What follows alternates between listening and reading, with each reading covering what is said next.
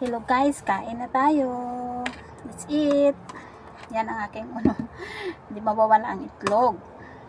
So nagluto ako ng fried rice for today's lunch. Kain tayo guys.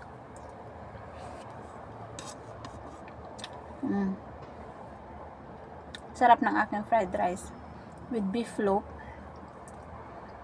Na-miss ko kasi yung beef loaf kaya bumili ako kanina sa market. Pagkatid ko ng alaga ako, diretso ako sa market. Saglit at saka bumili ng beef loaf at saka corn beef. Yung corn beef sa susunod na naman yun, kakainin ko.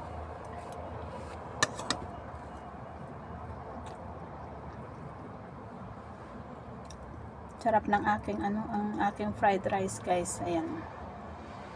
May siya, may choy sam, at saka yung itlog, at saka spring onion, at saka ginupit-gupit ko yung ibang beef loaf at nilagay ko dito. Masarap.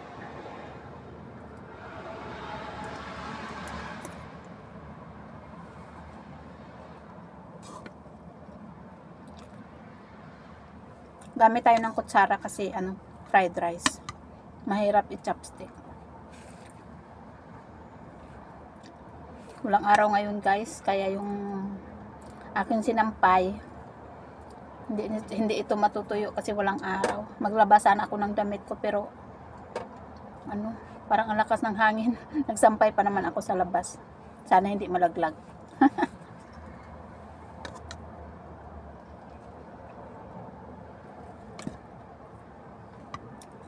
Late na ang aking lunch.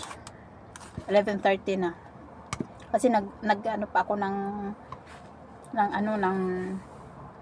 aking soup. Nagsalang kasi si Lola umalis, pumunta siguro ng China. Maaga siyang umalis.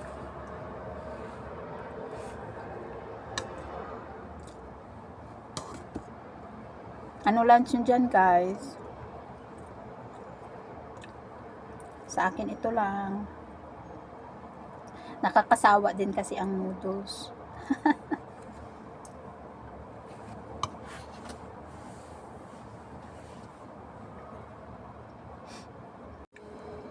Sarap talaga guys. Minsan lang ako ng fried rice kasi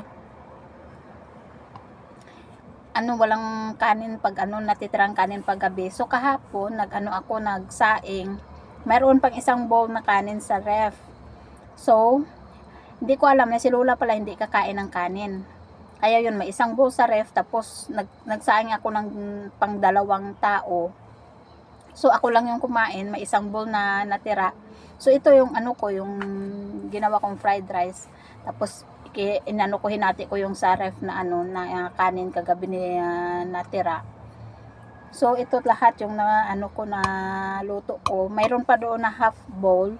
So mamayang gabi medyo bawasan ko na lang ang aking pagsaing at saka kainin namin yun ni Lola. Iwan ko kung anong oras yun darating si Lola mamaya kasi nagpunta siya ng China. Nagbili ng mga namin doon. Pang ulam.